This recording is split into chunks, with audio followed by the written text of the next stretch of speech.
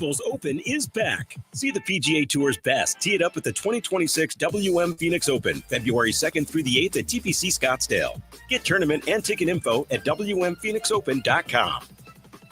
The Maricopa County Air Quality Department encourages everyone to burn cleaner, burn better. Consider converting your existing wood-burning fireplace to gas or electric. And please remember, on no burn days, do not burn wood.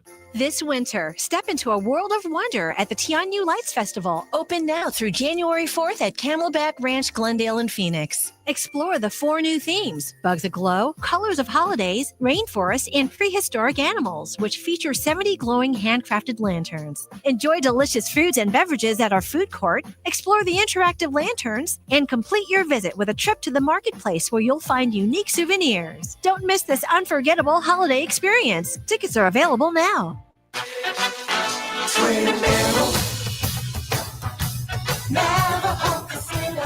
When you want to have so much fun, come to Twin Arrows for a flurry of cash and prizes. The place to come when you want to have too much fun. When you hit the slopes, hit the slots and tables at Twin Arrows. Then stay the night. Rooms only $99 at our AAA 4-Diamond Resort. Twin Arrows. Zenith Steakhouse hits the mark with the finest cuts of Navajo beef. And we're proud to announce we've just received the coveted Top 3 of 2025 award from Business Rate. Talk about hits. The Marshall Tucker Band performs here February 27th. Tickets start at $78. The place to come when you want to have too much fun. Gambling problem? Call 1-800-NEXT-STEP. Twin Arrows. At Zoo Lights, the Phoenix Zoo has everything you need to celebrate the season. Embrace the holiday spirit as millions of twinkling lights transform the zoo into a winter wonderland. With over 2 miles of glimmering tree-lined trails, dozens of animal lanterns, and the tallest floating tree in North America, featuring an all-new Lake Lights show. Warm up with s'mores, sip hot cocoa, and swing into fun at Glow Garden. Zoo Lights, presented by SRP. Timeless tradition, endless wonder. Get tickets now at phoenixzoo.org. AM 1060 KDUS Tempe, Phoenix, and KSLX HD2 Scottsdale, Phoenix.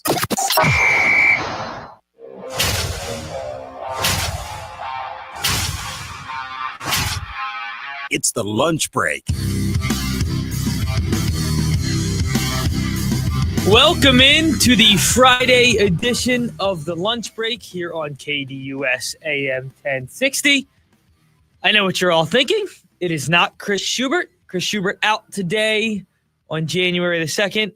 I, producer Evan or Evan Reiser, filling in on this Football Friday. It's a jam-packed Football Friday because not only do we have the Cardinals finishing up their season, we have plenty of playoff implications across the NFL. And for ASU football, the transfer portal opens today. Suns with a tough loss on New Year's Eve, but a strong open and a strong finish to the year 2025. So we'll get right into it. We'll start with the Cardinals and some looming decisions that they have to make coming up this weekend. Time for our top story of the day. It's the Daily Special. As the NFL season comes to a close, the conversations still loom. What do the Cardinals do with Jonathan Gannon? What do they do with Monty Ossenfort? Most people around the league believe Jonathan Gannon will get another year, and I'm sure everybody has something to say about that, so you can always give us a call. 480-864-1060 is the number. Give us a call. Shout out to all of our P1s, all of our listeners who always active. Today, we also have the pick segment, so you're going to need that number in the second hour of the program. But Jonathan Gannon seemingly coming back for year 4, and we've talked about it extensively on the show. What has Jonathan Gannon showed you in his 3 years to earn a year 4, especially in a year where we feel like there's going to be quite a bit of turnover? We know the quarterback is going to be moving on.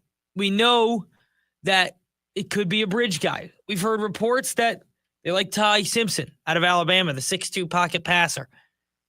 We've heard it all. We know that there's going to be a change. Could they keep Brissett for another year? Obviously, they have him under contract, but are they going to continue to roll with him as the starter for another year? And all of this, the big question, if you do keep Jonathan Gannon, do there have to be changes with the coordinators? And I think that's the biggest question through it all. How many times in NFL history have you seen, hey, we're going to keep the head coach, but we need to change with Nick Rollis. We need to change with Drew Petzing. Isn't a coach there to stick with his guys? And yeah, you can make a change with one of them. But if you're going to do it with both coordinators, aren't you cleaning house? And you're going to let Jonathan Gannon and Monty Austinfort and this regime that you brought in 3 years ago pick the next quarterback of this franchise. Because I don't know about you guys, but that's what it feels like to me. That is what this Cardinals offseason feels like it's going to be looking like. This coach, this general manager, making changes at the coordinator positions, no major changes in the head coach, in the general manager. Michael Bidwell doesn't seem too anxious from reports we've heard around the league to make changes there. So, in all honesty, what do you need to see from Jonathan Gannon next year to say he's earned a year 5? Because they're going into a year where they're going to make quarterback changes. Maybe it's a rookie. Maybe it's a bridge quarterback. We've talked about a plethora of quarterbacks that could come in. Malik Willis is a free agent at the end of the year. I think he's shown some highlights in his time in Green Bay. And we've seen it work with other guys. Look at Sam Darnold. Spends a couple years in San Francisco, goes to Minnesota, gets things to work.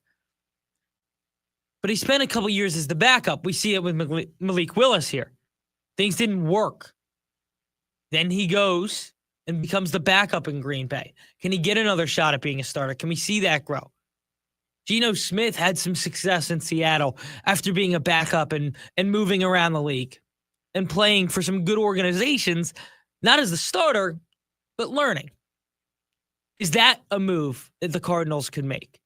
Everybody has heard about the Kyler Murray to a Tagovailoa swap just because of contracts. It seemingly works out. Tanner McKee was a name we brought up. You know, he's going to be starting this week for the Eagles.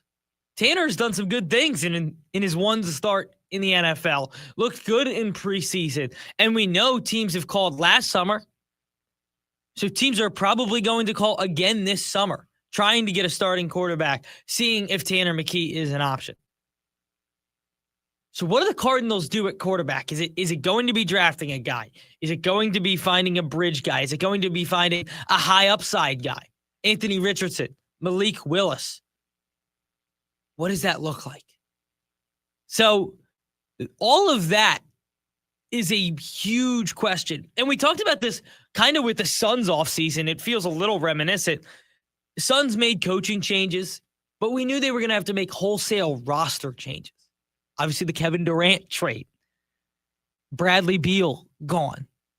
And so far, so good for the Suns. And we'll get into that next segment. It was a tough one on New Year's Eve, but not a bad 2025 finish for the Suns. But when you're talking about the Cardinals, it hasn't been good in 2025. And it's getting worse. And I think we talked extensively about making that jump in year 3. It's gone backwards. And the offense, sure, probably has looked more efficient. They've been the 7th rated passing offense since Jacoby Brissett has taken over. Anybody know where they're at in rush attack in the NFL? 28th after finishing in the top 10 last year. And I know some of that is the James Conner injury. Some of that is the Trey Benson injury. But most of that is on the coaching staff. Most of that falls on the general manager who didn't address the offensive line, who's been a problem since week 1. This came in from a regime that last year watched this offense, thought they needed to make no changes. They didn't make a single change. Part of that was relying on the step forward for Marvin Harrison Jr. in year 2, which, let's face it, I know everybody on this program knows that it hasn't happened at all. Anybody who listens, all the P1s that come in every day, we know how they feel about Marvin Harrison Jr. We know how I feel about Marvin Harrison Jr. and what he's done in his first 2 years. So I don't know why you don't make any changes, but you did. That's what you did. You watched this offense play last year, and you said, okay, I'm good. I'm good on that side of the ball. And yeah, there was holes on defense that you filled, but offense kind of let be. And you've seen Michael Wilson take that step forward. That's been nice for this team as of late. Too little, too late. But it has been nice to know maybe you do have a true receiver 1 or a receiver 2 if you can add somebody. I've said a lot about Trey McBride on this show. Chris has talked extensively about the best tight end in football that plays here in town. And you did get that step forward. Still not good enough. And so you want that regime that watched this offense play last year and brought them back for another year. You want those guys to pick the next quarterback? And if it is a bridge guy, because I know that's going to be the conversation, does that mean you automatically give Jonathan Gannon year 5? Right? You're going to let him then pick the young quarterback?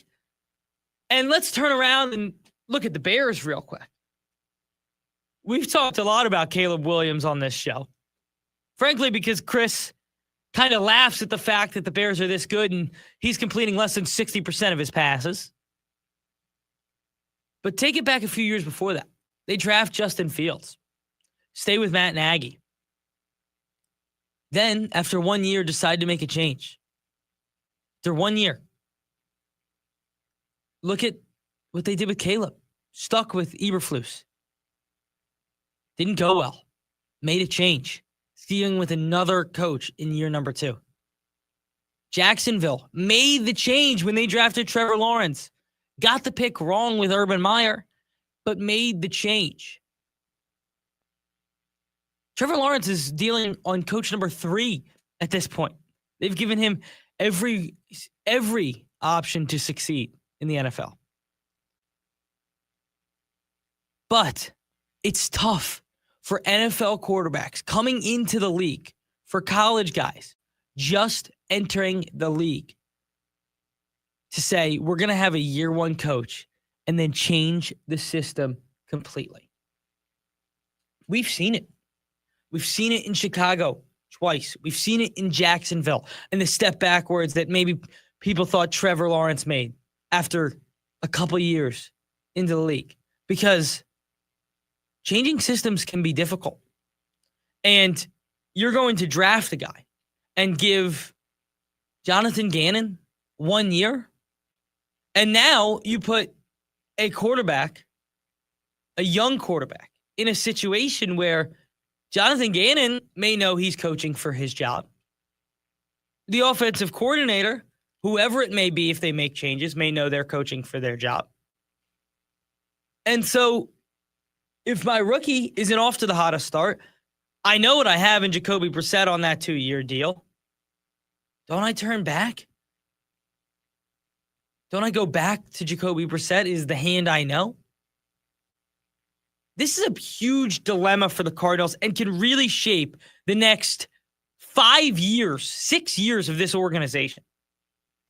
Because keeping Jonathan Gannon and keeping Monty Ossenfort is a precedent for what you do with the quarterback. And are you going to really bring in a bridge quarterback, a young quarterback, on the belief that Jonathan Gannon is going to get that rookie year? Jonathan Gannon is going to get that bridge year? Jonathan Gannon is going to be the guy that revamps this offense and revamps this team to get them back into contention in the NFC? There was a belief when they had Cliff even. And Cliff, for all his flaws as an NFL head coach at the time, and the collapses, you knew you could see flashes from Kyler Murray. And you knew that he was going to be somewhat efficient to the best of his ability. Feels like that's probably the best they'll ever get out of Kyler in the NFL, was under Cliff. And yeah, they probably had slightly more talent, especially on the offensive side. DeAndre Hopkins, obviously. But they still have Trey McBride. And they spent the number 4 pick on a receiver. And last year, they had one of the best running attacks in all the NFL. In the entire league. Guess what? They're in a position where they're playing for nothing. They're in a position where I'm sitting here today. Chris and I sat here all week talking about, should they fire the head coach? And I think everybody in the YouTube chat, everybody that works here on this show, being Chris and I, think it's time to move on. I don't know if Michael Bidwell thinks that. And that's the conversation. Is keeping Jonathan Gannon for one more year in a very tenuous change for this organization the right move? That's the question. That is the question.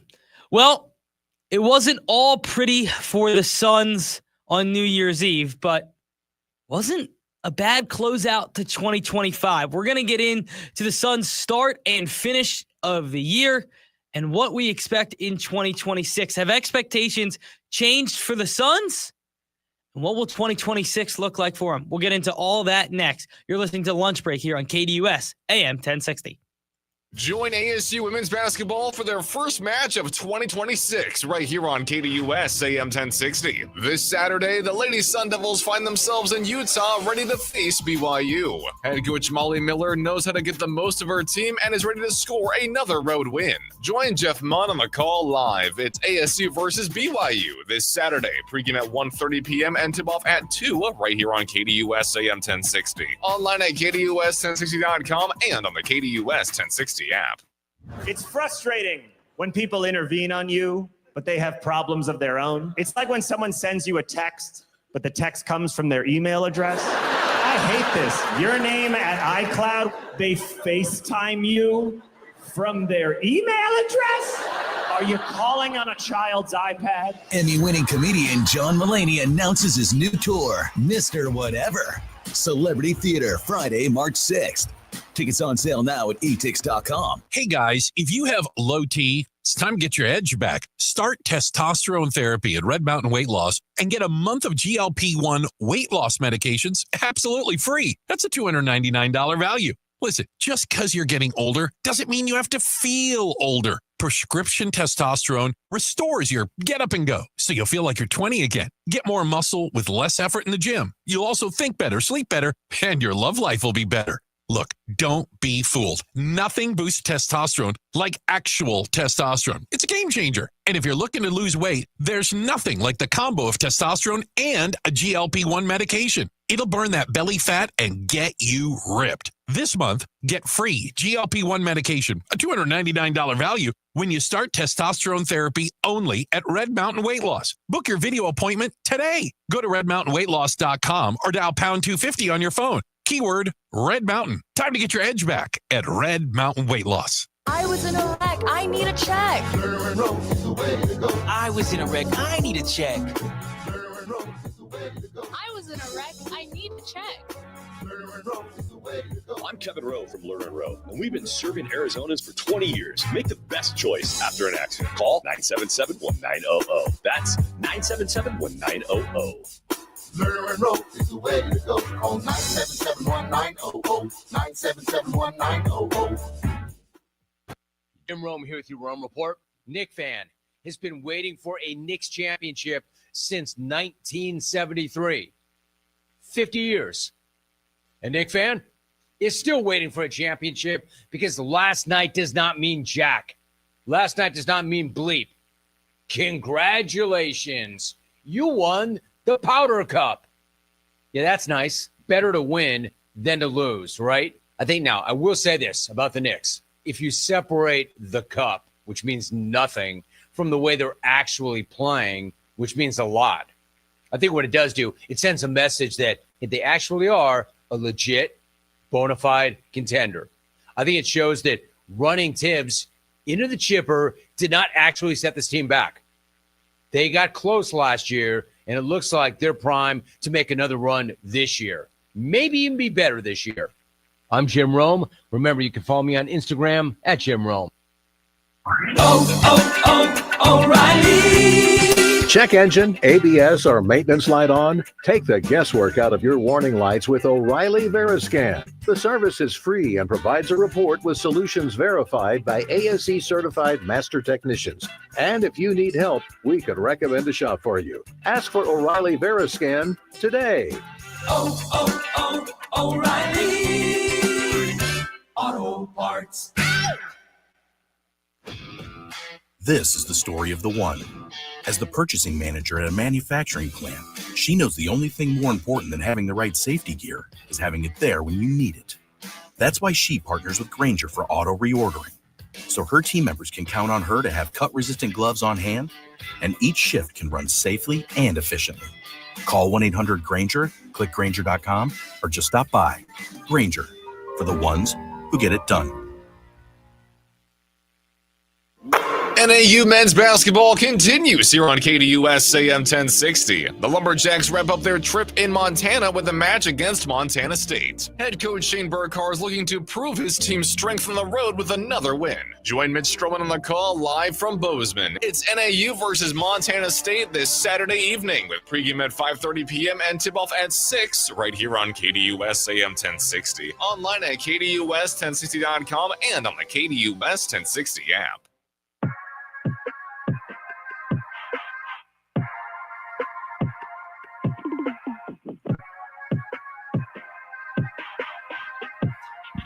Welcome back in.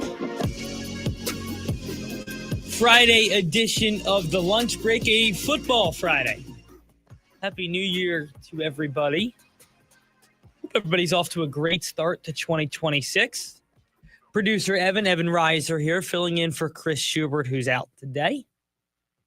How was everybody's New Year's Eve? Don't be afraid to give me a shout. 480-864-1060, the number. Give me a call during the break if you're going to give me a shout so I can answer. Get you on. You're going to need that number in hour number 2. I'm sure we're going to do this in the playoffs, but the last regular season pick segment of the year for the lunch break. The last regular season pick segment of the year for the lunch break. You get your chance to win a $50 Von Hansen's gift card. I was over there a couple weeks back, by the way, and just an awesome selection they have over there. Got some steaks, came home, cooked them up. Great time over Von Hansen's. Got to check them out. They're up in Chandler. And just world-class meats. They do a great job. And they are the sponsor of our pick segment, which we will do in hour number 2. Again, the number there, 480-864-1060. It was a tough one for the Suns on New Year's Eve. Down as much as 30 at times. Came back to make it not as bad as a score, but a 129-113 loss to Cleveland. And I don't want to hound them too much on the Cleveland game because I think everybody would sit here and say, what a start to the year for the Suns. A 19-14 record as 2025 comes to a close. I think a lot of experts didn't have them in that area. I think we probably thought, yeah, they could hit their over at 30.5. We're pretty confident in that. This could be a team playing for play-in. We did a segment on Wednesday that was, is it time to change the expectations for the Suns? And I kind of teased going into this segment with that again, because I think it's a really good conversation to have. Have the conversations changed around the Phoenix Suns? Not just from a team perspective, but from a Devin Booker perspective, from a Brian Gregory perspective, Jordan Knott. When they had hired Jordan Knott, we talked about a guy who had worked in multiple spots across the league. A guy who spent a lot of time in Cleveland and was part of the turnaround that happened last year for the Cavs and that great season they had as the number 1 seed in the East. But everybody had that little mark on him. He's a Michigan State guy. Up and down the line. Matt Ishbia into Brian Gregory into Jordan Knott. And so that alone gave people many doubts. The thought that, oh no, we're hiring friends gave people many doubts. But Jordan Knott was a qualified head coach, and the Suns cast a wide note in their coaching search. And to this point, they got it right. I sit here today, January 2nd, 2026, and I say the Suns got it right. Both feet on the ground, stand by what I said. No doubt about it. They got it right with Jordan Knott. At this point in the year, they're on pace to win 47 basketball games. People called us too confident. I have P1s in the chat. We could find them. Called us too confident when we said the Suns were a play-in team. Look at where they sit now. The 6th seed in the Western, the 7th seed in the Western Conference. Just a game and a half out of the 6th seed. Denver banged up. You've held ground with Minnesota. You've beaten Minnesota. You compete, have taken it to the Lakers on multiple occasions, just 2 games behind them. You're a contender for a playoff spot in the Western Conference. Not a play-in spot, a playoff spot. That's the conversation we're having today. So the Vegas 30.5 line that we thought was mispriced from the start. I don't want to take our victory lap, but again, both feet on the ground, stand by what I said. 30.5. They're at 19 at New Year's. Playing for 20 on New Year's Eve and didn't get it done. 19-14 on pace to win 47 basketball games. I think everybody is excited about the year they're getting out of Devin Booker. And by the way, they're doing this all without maybe the biggest piece they added in the offseason. Jalen Green has not been available for a long time to start the season and months since. And I know that's a knock on Jalen Green and has been for a long time. I know that's going to always be the knock on Mark Williams. Can he stay healthy? But Mark Williams is out there. He's been fantastic for the Suns. Fantastic. They're doing this all without their second best scoring option. We were making New Year's resolutions for all the teams here in town on Wednesday. And Chris and I had one overlapping one. It was for the Suns. And he phrased it as don't make the same mistakes the Cardinals did last year. And I like the way that's phrased because I think it adds a layer into why the Cardinals have failed and why the Suns need to take advantage of the opportunity they have here. Take a step back into 2024 for me. Cardinals 6-4 coming out of their bye. A chance to make some real damage in the NFC. 6-4 coming out of their bye, just had won 4 straight after a 2-4 start. And the trade deadline comes up. And I wasn't part of the show at the time, but as a friend of Chris and as a listener, I agreed when Chris came on the air and said it's time for the Cardinals to make additions to this roster. Reward the team that has given you a great start to the year. That was the goal. They didn't do it. They didn't do enough. And it hurt them last year. And it hurt them again this year. Because you weren't able to build on momentum last year. And so for the Suns, you're going to have that same conversation. as the trade deadline approaches, we are going to have the same conversation. We came into the year thinking this team shouldn't be buyers. It should be about getting draft assets. It should be about giving yourself the most options down the road. I don't know if that's the case anymore. And I'm not saying make a huge splash, but reward a roster that's gotten you to 19-14, that's got you on pace for 47 wins. Reward the team that's given you everything they had, that's changed the culture around this program. That was one thing to say it, another to do it. It's one thing to say it from the front office, from the owner, down to the general manager, hire the right head coach, but then feel it on the court. You went out, you got Dylan Brooks into the Kevin Durant trade. You did that to change the culture. You've seen it shift. And I'm not calling them the most talented team. I don't think anybody's calling them that. I'm not saying that even if they do add at the deadline that they are championship contenders. I'm saying this is a chance where you built momentum to build on it. Because it's all about stacking it and bringing it into next year or bringing it into the year after that, showing that this roster, we believe in you. We know we can make some noise. That is the conversation. That's where the Cardinals failed. That was it right there. Now you have the opportunity to jump in and do the right thing if you're the Suns. Make the additions at the deadline.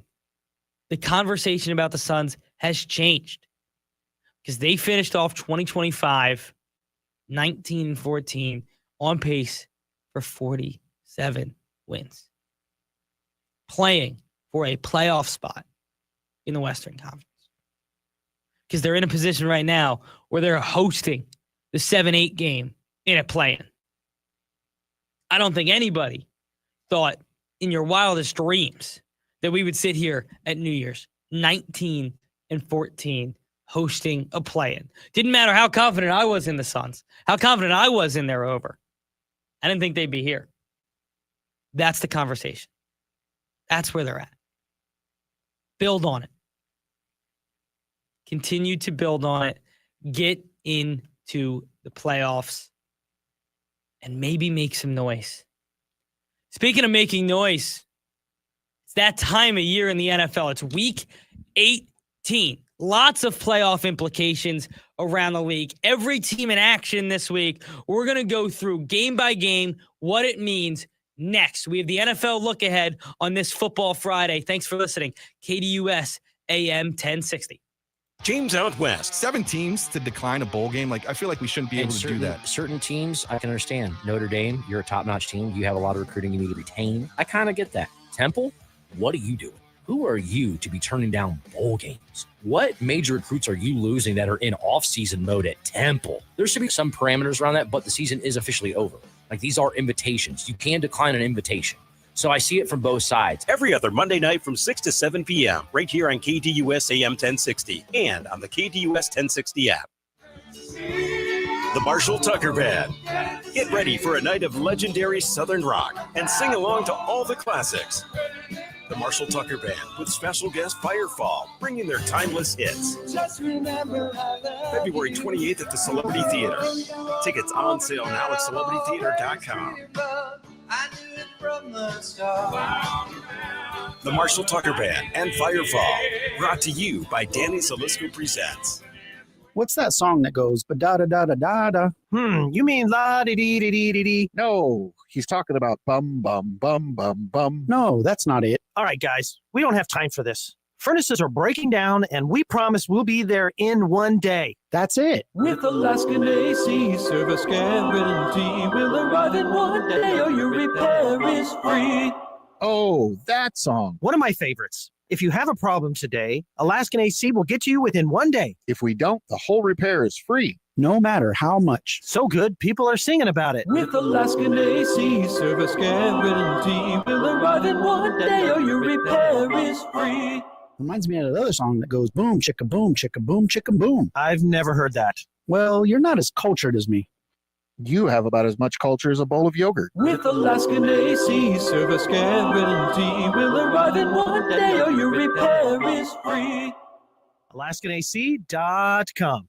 Hi, Jan from Toyota here to let you know that Toyotathon is on. And what better way to get in the spirit of the season than with a new Toyota, like RAV4, Grand Highlander, and Corolla Cross. But to really get in the spirit, let's sing about it.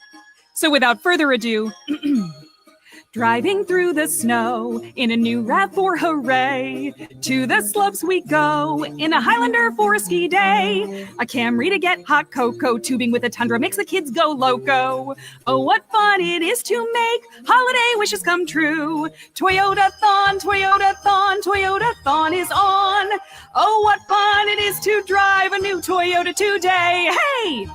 Presto, a new holiday classic. Let's sing it again. Toyotathon, Toyotathon, Toyotathon is on. Dealer inventory may vary. Toyotathon ends January 5th. See your participating dealer for details.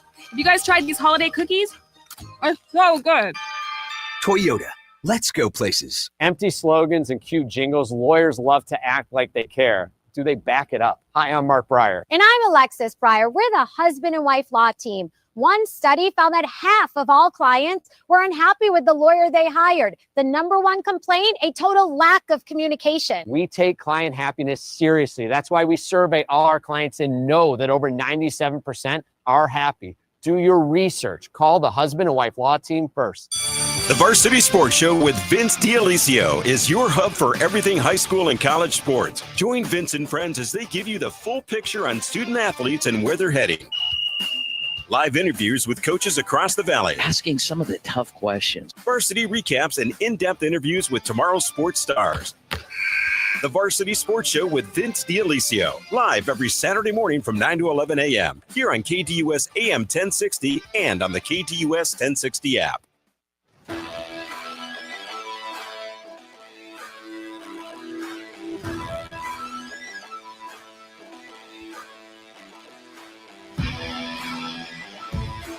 Welcome back into the Friday edition of the Lunch Break for Football Friday.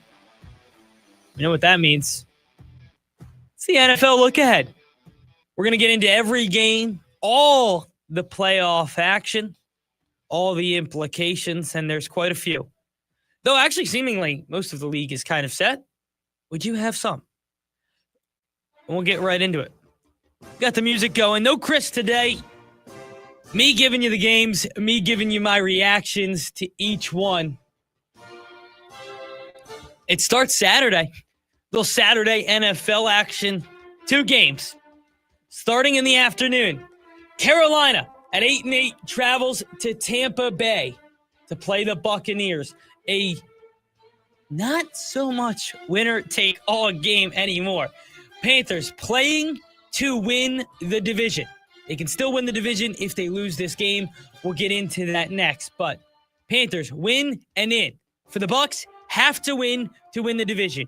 You need a win and some help. We'll get into that on Sunday. It's a big game for Bryce Young. And this is a huge game for Tampa Bay and Todd Bowles. If you lose this game, do they make changes? That's my question coming into this game for them. Fend off the Panthers.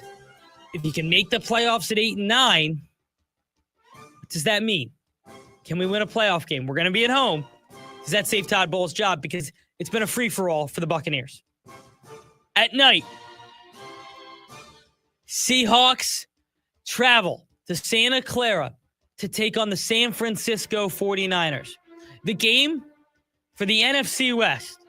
The game for the National Football Conference's number 1 seed. The rights to play at home throughout the playoffs. The rights for the bye on the line. Sam Darnold travels to San Fran. Feels like we watched him play this same game last year in a different division. Are we going to see it again? It wasn't good enough last year against the Lions. Is it going to be good enough to take on the Honda Civic? Seattle, 1.5-point favorites on the road, by the way. On Sunday, I said there was implications in the NFC South. Saints, Falcons, Atlanta, a 3.5-point favorite at home. Here's where things get interesting. If Atlanta wins, that would mean that the Tampa-Carolina game does not matter.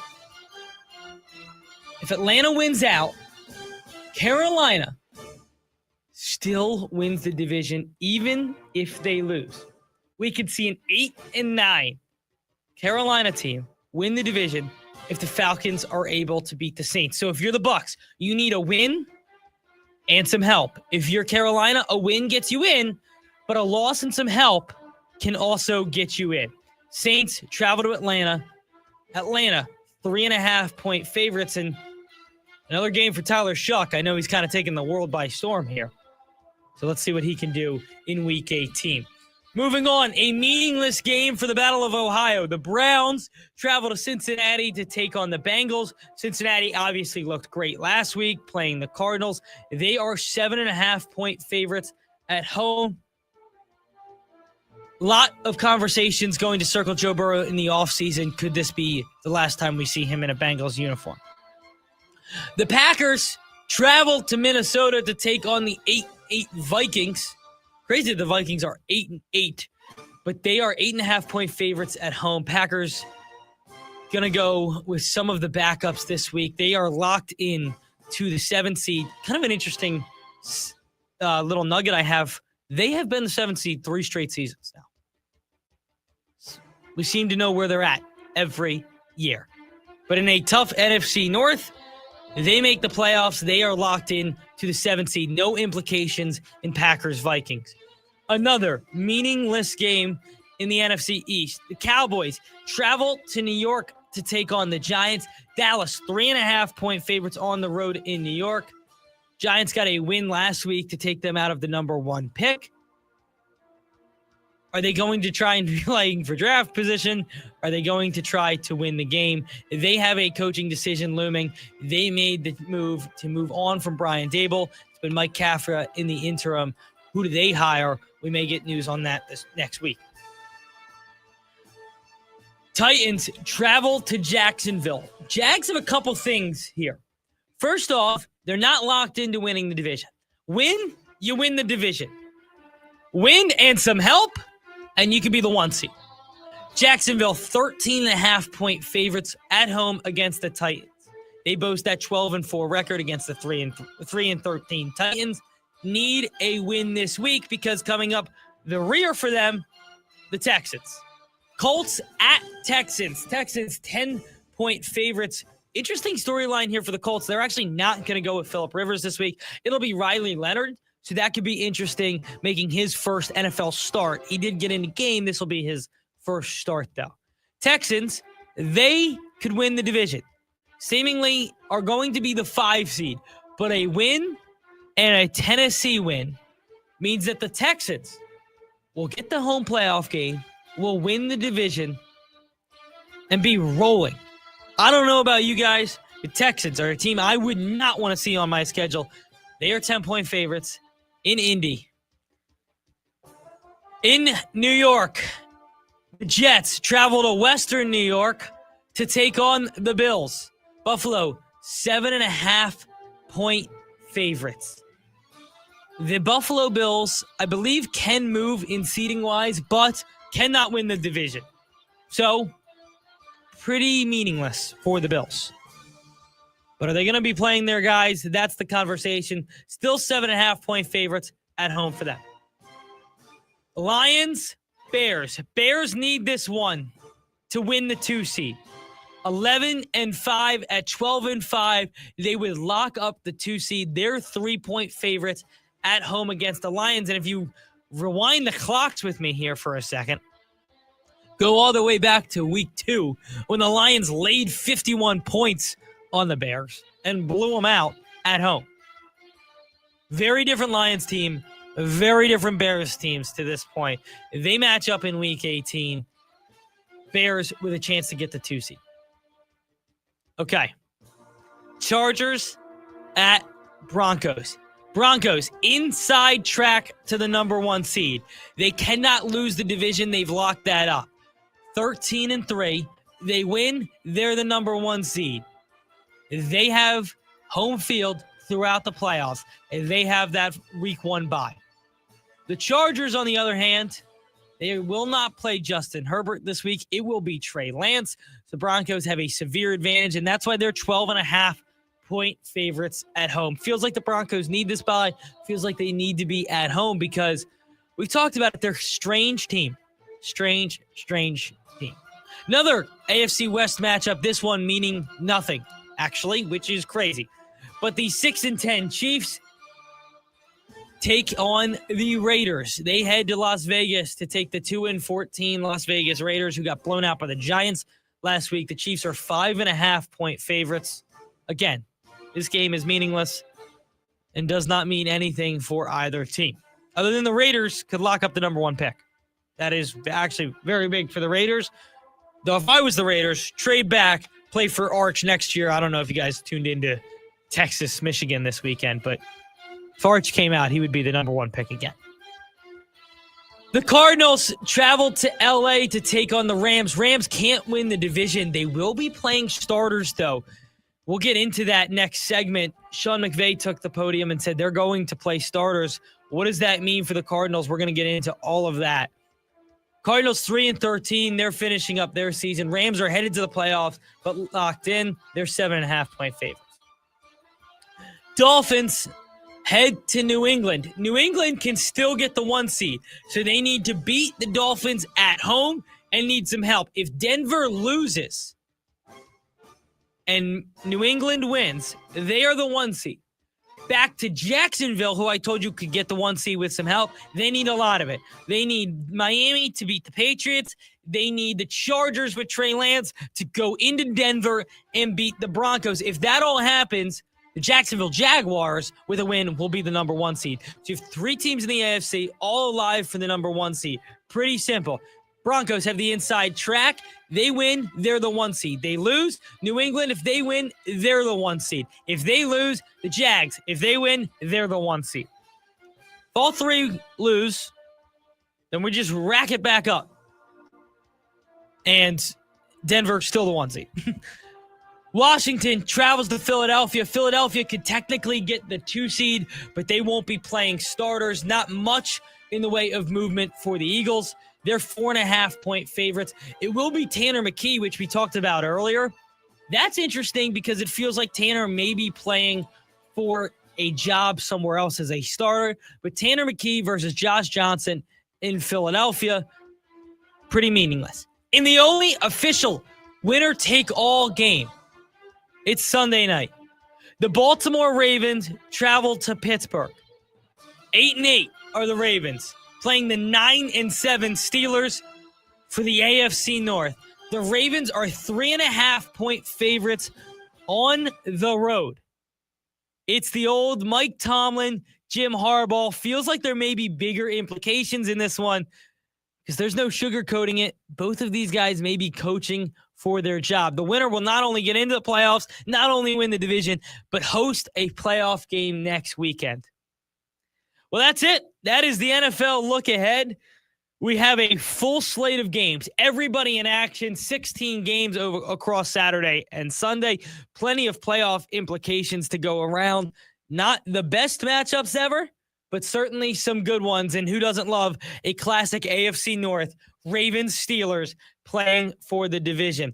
Next, we are going to highlight the Cardinals-Rams season finale. Sean McVay says they'll be playing starters. We're going to get into what he had to say. And what are the Cardinals' chances in Week 18? Does it mean anything for them next year? Can they carry momentum? We'll get into all of that next. Thanks for listening to The Lunch Break here on KDUS AM 1060.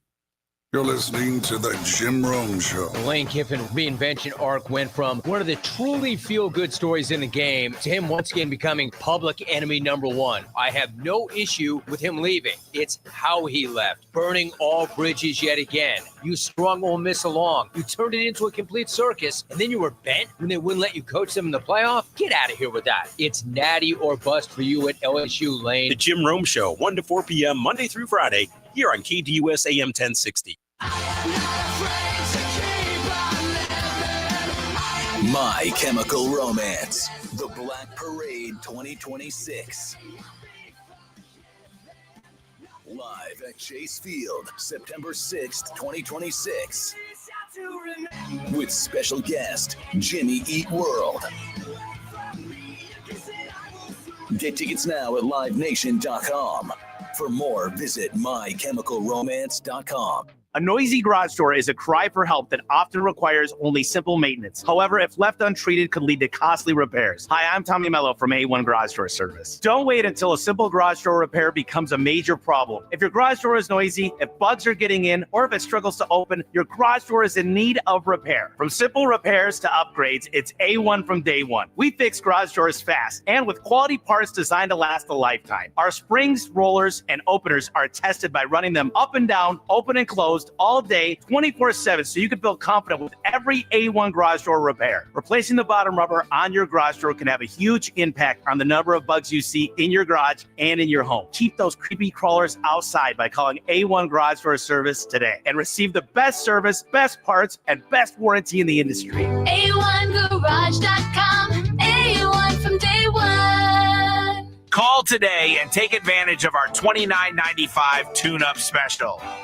At Zoo Lights, the Phoenix Zoo has everything you need to celebrate the season. Embrace the holiday spirit as millions of twinkling lights transform the zoo into a winter wonderland. With over 2 miles of glimmering tree-lined trails, dozens of animal lanterns, and the tallest floating tree in North America, featuring an all-new Lake Lights show. Warm up with s'mores, sip hot cocoa, and swing into fun at Glow Garden. Zoo Lights, presented by SRP. Timeless tradition, endless wonder. Get tickets now at phoenixzoo.org. Join in on the Sports Zoo with Dave Rooster Bierstein. The Chiefs have had some really bad calls against them this year as well. I'm sure everyone listening is going to roll their eyes and say, well, the last 7 years the Chiefs have had great calls. Maybe they have, but there should be no makeups. There should be great refereeing or the best available refereeing every week.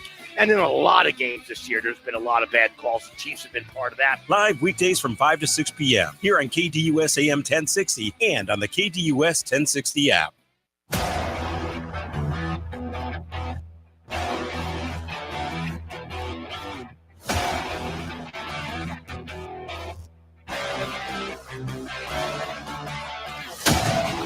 Welcome back into the Friday edition of the Lunch Break. Again, I'm Evan Reiser, filling in for Chris Schubert today. As many of the listeners of this program know, I am producer Evan, filling in for Chris, who is out today on January 2nd, our last official Football Friday of the regular season. A close to the regular season for a lot of teams around the league who won't be participating in the playoffs. One of those teams is the Arizona Cardinals, who have had a really disappointing year to this point. And we talked about the Cardinals and their season expectations all the way back in September of being the team that makes that year 3 jump in the Jonathan Gannon, Monty Ossenfort era, the team that is playing for a playoff spot in week 18, in week 17, after what was kind of a collapse in the second half last year, but certainly a step forward from the Jonathan Gannon year 1. And then you go out and you add Josh Sweat and you pick Walter Nolan, who seems to be a guy despite him getting hurt. And so you added some pieces to feel like this team can improve on the defensive side of the football. And you start 2-0 in 2 games that you squeak out wins with. I think both teams, Carolina and New Orleans, who you beat early in the year, now not only have more wins than you, both have doubled your win total or more. But those looked like cakewalks at the beginning of the year, and since then, other than a Monday night win in Dallas, where I felt like it was probably the most complete game they played all year. This team is winless. A 3-13 season as they head into week 18 to face the Rams. And for those of us who thought, well, the Rams might be resting starters and maybe the Cardinals could get to 4 wins, Sean McVay took to the podium this week and said, Rams have a lot to clean up. And I got to be honest with you, I don't even disagree with him. Rams do have a lot to clean up. It hasn't been pretty over the last few weeks. And it certainly wasn't pretty on Monday night in Atlanta. Certainly was not pretty Monday night in Atlanta. They tried to stage a late comeback, too little, too late, but they went into the half 21 points down 21-0 to the Atlanta Falcons.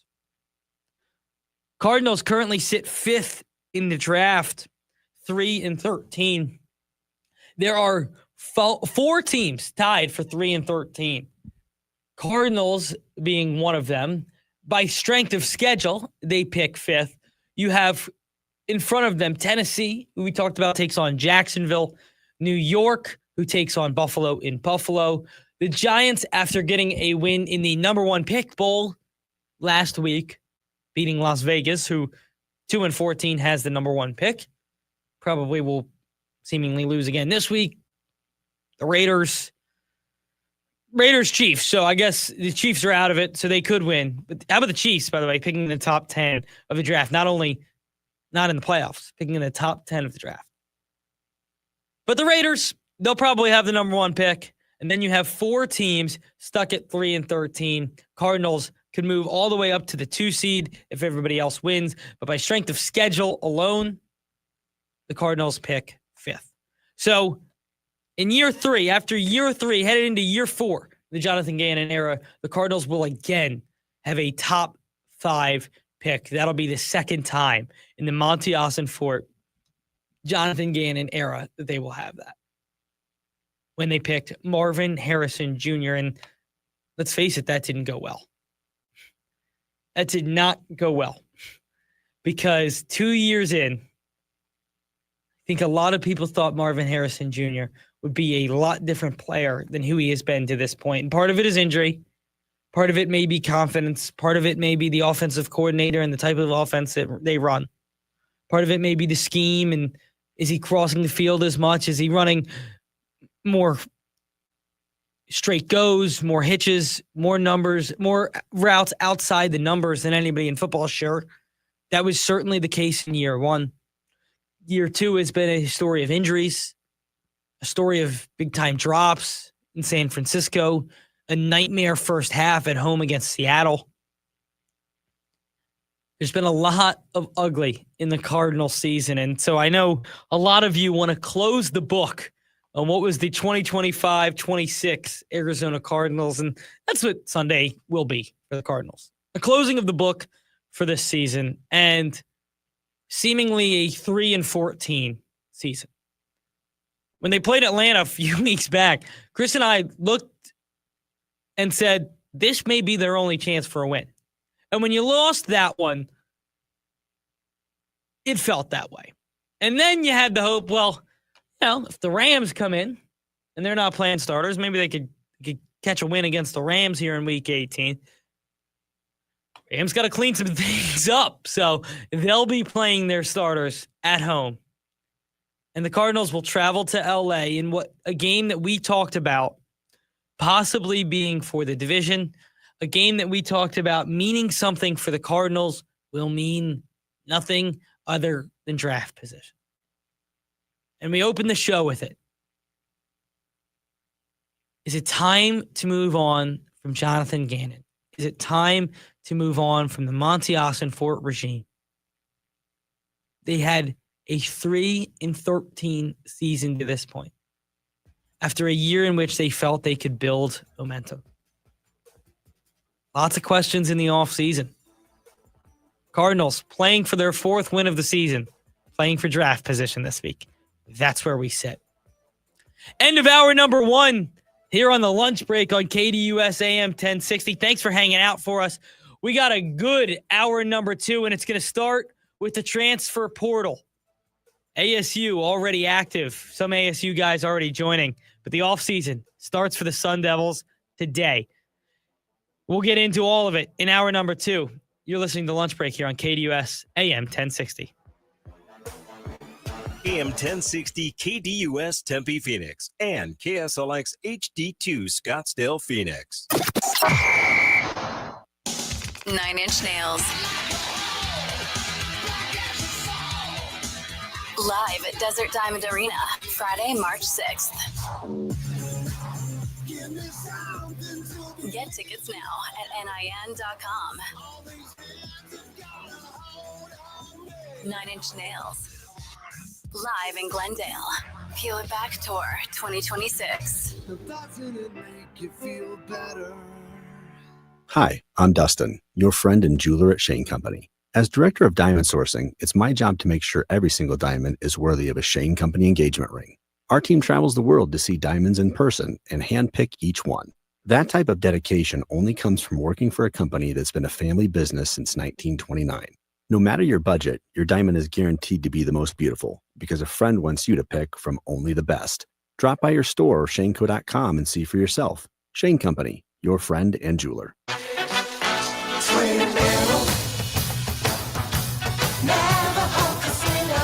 When you want to have so much fun, come to Twin Arrows for a flurry of cash and prizes. The place to come when you want to have too much fun. When you hit the slopes, hit the slots and tables at Twin Arrows. Then stay the night. Rooms only $99 at our AAA 4-Diamond Resort. Twin Arrows. Zenith Steakhouse hits the mark with the finest cuts of Navajo beef. And we're proud to announce we've just received the coveted Top 3 of 2025 award from Business Rate. Talk about hits. The Marshall Tucker Band performs here February 27th. Tickets start at $78. The place to come when you want to have too much fun. Gambling problem? Call 1-800-NEXT-STEP. Meineke's highly skilled and certified technicians always treat your car like it's their own. With over 50 years of experience, Meineke will diagnose and fix any issue with precision and care using the best state-of-the-art equipment. You can always depend on Meineke to do the job right and get you back on the road in no time. Save time and schedule an appointment now. Visit Meineke.com today. Trust your key with Meineke. Meineke, doing car care right. One study found that half of all clients are unhappy with their lawyer. The number one complaint, a total lack of communication. That's why we survey our clients and know over 97% are happy. Do your research. Call the husband and wife law team first. AM 1060 KDUS Tempe Phoenix and KSLX HD2 Scottsdale Phoenix.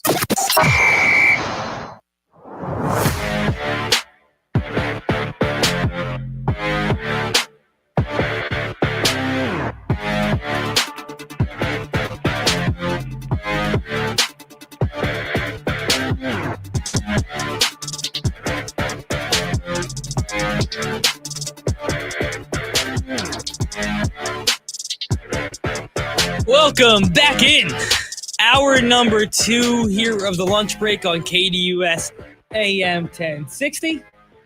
I'm Evan Reiser filling in for Chris Schubert today. Producer Evan here on the mic hosting the show. It was a fun game on New Year's Eve for the Sun Devils that ended up in a loss, but certainly a fun shootout there. And it was good to see some of the other guys get involved. Jeff Sims, last game as a college quarterback, probably, let's face it, played the game of his life in his last game as a college quarterback. I thought he was fantastic and almost perfect, honestly, up until the turnover there at the end. It was the turnovers that ended up biting the Devils there at the end, and it was over the last 2 games. They had 9 turnovers in their last 2 games of the regular season. You add a couple on in that last game. And that was the story of the end of the year for the Sun Devils. But I think everybody had a fun time watching the Sun Bowl. And especially because, listen, I was a team missing a tight end, their number one receiver, offensive lineman, the quarterback who started the year, and they had over 500 yards. And at one point in the game, we're like on pace for, I think it was like 700 plus at halftime. So, yeah, in all honesty, it was a really fun one to watch for the Sun Devils. And I think we all would have loved to win. You win the Sun Bowl, but it's the Sun Bowl. I think we all had higher aspirations for this team, but an impressive season nonetheless for the Sun Devils because they went out, dealt with all the injuries they had. And there was a lot of them. A lot of conversations about the injuries that the Devils had this year. The quarterback, you missed Jordan Tyson for weeks on end. On the defensive side, we can go up and down the list. Still won 8 football games. Had a chance to win 9 in the bowl game. An 8-5 season, all said and done. 13 games in the books for the 2025 Arizona State Sun Devils. Looking forward to 2026. Today's the day. And yes, the college football schedule is broken. Yes, I've talked about it here on this air extensively. But no matter what you say, the transfer portal has officially opened for the Arizona State Sun Devils. And for the rest of the league, or the rest of college football. So, we knew Sam Levitt was going to join. That news became official that Sam Levitt has entered the transfer portal this morning. I think we all got a little bit of a surprise seeing Raleek Brown, who just a few weeks back had declared for the NFL draft. He's not doing that. Now, he is headed into the transfer portal. And sometimes that's what it takes, right? Having an agent, having a team to kind of feel out where you're going to go in the NFL draft. And for a guy like Raleek, who had a pretty decent year here at ASU, and I'm sure a lot of schools would want him to be the number one back, feels like he could probably make more money in today's college landscape than going to the NFL. Probably make more money in NIL than a day 3 rookie contract. And I get to pick the system I'm in. I get to pick the team I play for. So if I can make more money, have a good year, up my draft stock, feels like it makes more sense these days. I think you're going to see that a lot more in college football, which is an interesting kind of tidbit to get into. But early reports are Kentucky is very interested in bringing in Sam Levitt, who it's not a name we talked about much. Not a school we thought could contend for Sam Levitt. But early on, feels like they might be the favorite for one of the best quarterbacks in the transfer portal. One quarterback that hit the transfer portal this morning, speaking of Kentucky, was Cutter Boley, the Kentucky quarterback. And Cutter played a lot of games this year and actually was pretty good in a lot of them. Pretty efficient and is going to be one of the more coveted quarterbacks on the market. And Pete Nakos this morning, part of On 3, if you remember that name, Pete was the one who originally reported the Sam Levitt entering the transfer portal era of reports with his brother. If you remember, we broke down that story where his brother had said that that wasn't true. And Pete had responded that, well, that's just what he's hearing. All of these things came from Pete Nakos. And he kind of has his finger on the pulse when it comes to the transfer portal. He works over at On 3, and they reported this morning, Arizona State is predicted to land transfer quarterback Cutter Boley. They gave a 60% confidence in that. Doesn't feel like a lot, but not a little. 60% is not a little. So I wanted to take a look and see what can we find about Cutter and what he did in this time at Kentucky. And what style of play is he going to give the Sun Devils? Because some of the other guys we had talked about on the show, DJ Lagway was one we talked about. Lenora Sellers was one we talked about. There's been a couple guys all seemingly pretty mobile. Cutter, well, can move, not to that level. He isn't DJ Lagway. He isn't Lenora Sellers. I'm blanking on his name, but he isn't Bailey up at NC State, who can move. But this is more of a Sam Levitt archetype-esque, and I know what you're saying. Sam Levitt kind of is a runner. But I wouldn't call him the runner that the other guys are. Sam, well, awesome in the pocket and certainly can use his legs and certainly very efficient on third down and was great in the Texas game. I don't think you would label Sam a running quarterback. I don't think you would label Lenora Sellers that either. But Bailey up at NC State, you would. And Cutter, you would not. But let's go through it. In 2 years at Kentucky, only got into a few games in 2024.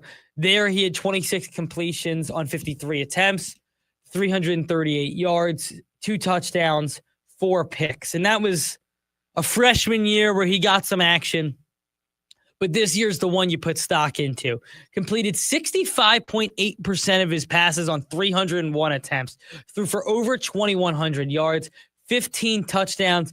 The one thing he is prone to interceptions, prone to turnovers. 12 picks. And yeah, we got used to that maybe with Jeff and Jeff Sims coming in, turning the ball over. And, well, the interceptions weren't as big of a problem as they thought they were going to be for Jeff Sims. The fumbling was a glaring issue. But in his 2 years at Kentucky, 16 interceptions for Cutter Boley.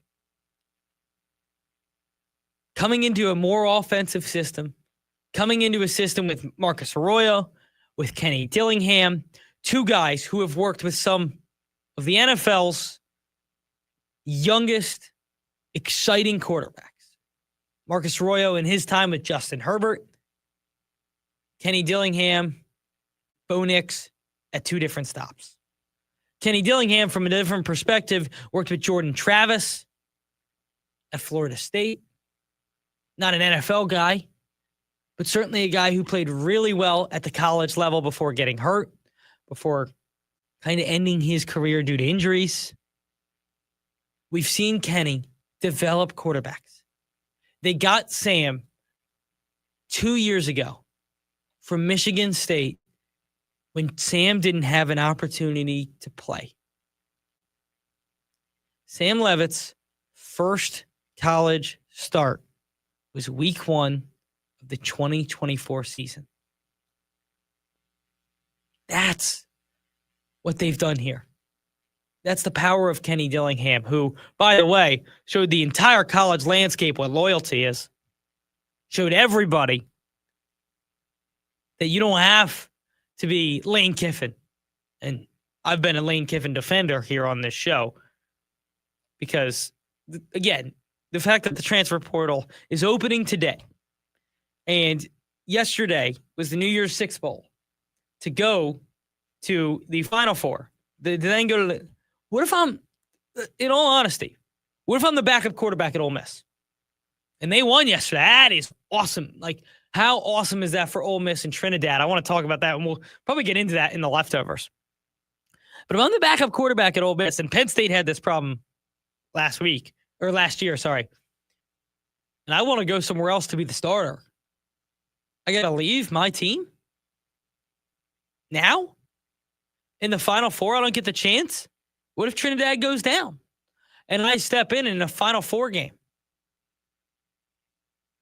I get the chance to go somewhere else and be the starter? It's a completely broken schedule. And it's affected Ole Miss probably more than most because of the Lane Kiffin debacle. But the transfer portal opened today.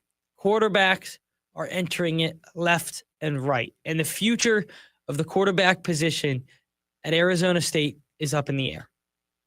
Sam Levitt, gone. The Sam Levitt era is over.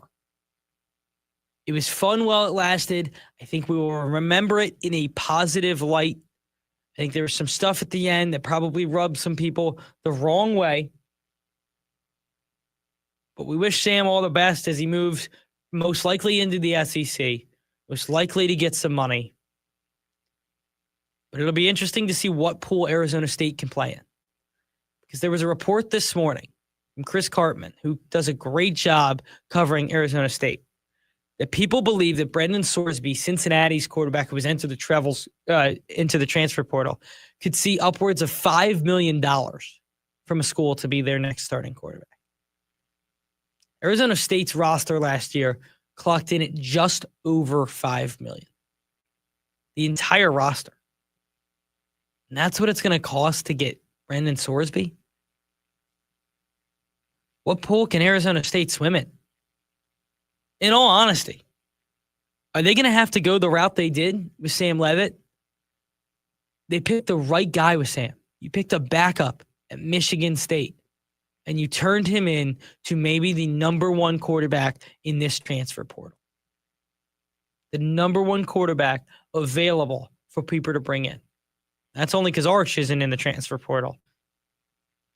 But Sam Leavitt is certainly talked about as a top 5, top 10 quarterback going into next year.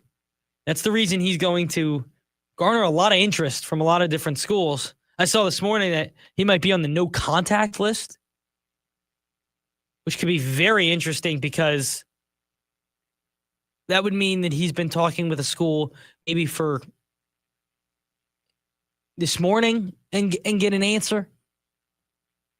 So a lot of interesting stuff around the transfer portal. It needs to all be fixed, but Arizona State out there looking for the next quarterback of the program. Who's it going to be? Who is going to lead this team into the 2026 season, into the 27 season? And how much confidence do you have knowing that Kenny Dillingham is going to be the guy developing that quarterback? That's the most exciting thing I've heard, because we saw it when Sam got here and we saw what he developed into. Imagine if you were able to get your hands on a quarterback who had played 13 games at the college level, who had played 15 games at the college level, 20 games at the college level, and still felt like you had some more in the tank. Still felt like you, as Kenny Dillingham, could develop him. Right? Look what he did with Bo Nix. He made Bo Nix a first-round draft pick. And what you think of Bo Nix at the pro level doesn't matter. Bo Nix was really good at Oregon. And if you watch the tape of who he was at Auburn and who he was in Oregon and how he grew up under Kenny Dillingham, night and day. Night and day. It's all about picking your next quarterback. Whether it's Cutter Boley from Kentucky, it's DJ Lagway from Florida, whether it's somebody we've never heard of like it was when they brought in Sam. I trust this coaching staff. I trust Marcus Arroyo. I trust Kenny Dillingham to get the most out of whatever quarterback it is. So the transfer portal opens today. Arizona State obviously losing Sam Leavitt. We've talked about that extensively on this show. Looks like they're going to be losing Raleek Brown, who has entered the transfer portal. Kind of an interesting conversation there because it felt like, we had heard he declared for the draft. Now he's in the transfer portal. I'm sure more to go into the transfer portal, more for Arizona State to gain on the other side, but they're going to have to fill a lot of holes. Obviously losing Jordan Tyson to the draft, losing Sam Leavitt, losing your number one back, a lot of holes for the Sun Devils to fill. I'm sure they'll do some of that through recruiting, through internally what they have on the roster already. And a lot of holes will be filled through the transfer portal. That's just how it works in college football these days. We got 3 segments left, but only one before the pick segment. So 480-864-1060. You'll need that number here in about 15 minutes or so. 3 games you're going to need to pick across the Week 18 slate of the NFL. You can give us totals. You can give us spreads. Whatever you like, you can rank them from 3 to 1 point in your confidence level. But next, a little 2025 recap. It's been an interesting year for teams around the Valley. A lot of expectations for a lot of different teams. Did all of them live up to it? Did they disappoint? What does it all mean? We take a look back at 2025 on the lunch break here on KDUS AM 1060. It's the Dan Patrick Show. Shohei Ohtani had 2 home runs, 2 doubles. They also walked him 5 times, 4 intentionally. They've gotten to the point where he's getting Bonds treatment. I want you to pitch in shame. If you're going to intentionally walk him, I want you to throw the 4 pitches that look silly because you don't want to face him. I don't want it to be, hey, we're going to walk him and I point him to first base. Nope. I want you to acknowledge that you can't get him out and you throw those 4 pitches. Weekdays, 7 to 10 a.m., right here on KDUS AM 1060 and the KDUS 1060 app. Florence and the Machine presents the Everybody Scream Tour. Live at Desert Diamond Arena, Saturday, May 9th. The incomparable Florence and the Machine returns. With special guest, Mannequin Pussy. On sale now at livenation.com. The new album, Everybody Scream, available now.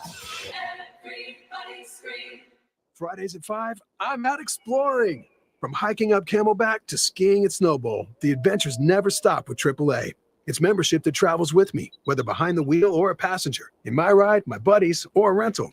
AAA's got 24/7 expert help with tows, battery help, and more. Plus branch services like free passport photos and trip planning. Membership gives you all this and more for less than $6 a month, and I can add loved ones for half off. Call or visit your local branch today. AAA, your membership to go. Hi, I'm Dustin, your friend and jeweler at Shane Company. I know finding a dream engagement ring can be overwhelming, but don't worry, we got you. As director of diamond sourcing, it's my job to make sure every single diamond at Shane Company is truly the best of the best. Our team travels the world to see diamonds up close, in person. We handpick each one for its unique fire, brilliance, and scintillation. Diamond buying is an art. Of course, we look at cut, color, clarity, and carat, known as the 4 C's, but that's not all. We also look at how each diamond looks on a hand, where it will be worn, how it makes you feel, and if it's worthy of a Shane Company customer. That type of expertise only comes from working for a company that's been a family business since 1929. We also think about your budget. We only pick the best in each grade in all shapes and sizes.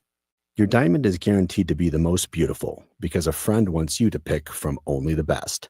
Drop by your store or shaneco.com and see for yourself. Shane Company, your friend and jeweler. I'm Dan Patrick, and this is Above the Noise. North Carolina football has lived under a microscope all season long. Expectations were immediate. Headlines were loud. The results, a 4-8 record. Plenty of critics sharpened their knives. Fair or not, the Tar Heels became a referendum on whether a legendary NFL coach could still build at the college level. But rebuilds rarely happen, especially ones this ambitious. What matters now is trajectory, not the final score from last fall. North Carolina just signed the 17th ranked recruiting class in the country. Recruits are buying into the vision. This doesn't mean North Carolina is suddenly a national title contender. It does mean the foundation is being laid the right way. After a chaotic year filled with noise, growing pains, transfer portal, progress is finally visible. For a program searching for stability and relevance, that's not nothing. It's a necessary first step for Bill Belichick and the Tar Heels. I'm Dan Patrick, and this is Above the Noise. Start the year with a splash of flavor. Heartland Steakco's Reef and Beef Package combines juicy steak and fresh seafood for the ultimate celebration. With the Reef and Beef Package from Heartland Steakco, you will be feasting on Maine cold water lobster, jumbo USA sea scallops, 16-ounce USDA choice ribeye steaks, and 8-ounce filet mignon, delivered straight to your door. Don't wait long because the Reef and Beef Package from Heartland Steakco will not be around forever. So treat yourself or pick one up as a gift for family, friends, clients, or anyone who loves that true Midwest taste. Ordering is easy at heartlandsteaksco.com. And right now, when you spend $199.99 or more, you'll get free shipping plus $26 off with promo code NEWYEAR26. Give the gift of flavor this year with Heartland Steakco. That's heartlandsteaksco.com, promo code NEWYEAR26. Taste the Heartland difference.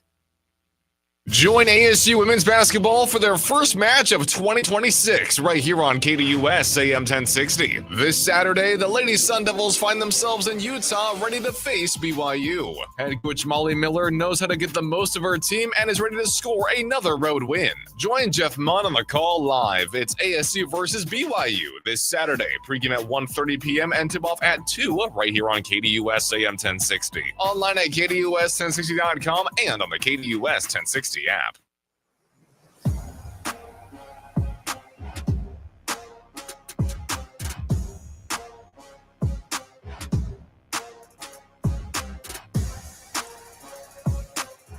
Welcome back in.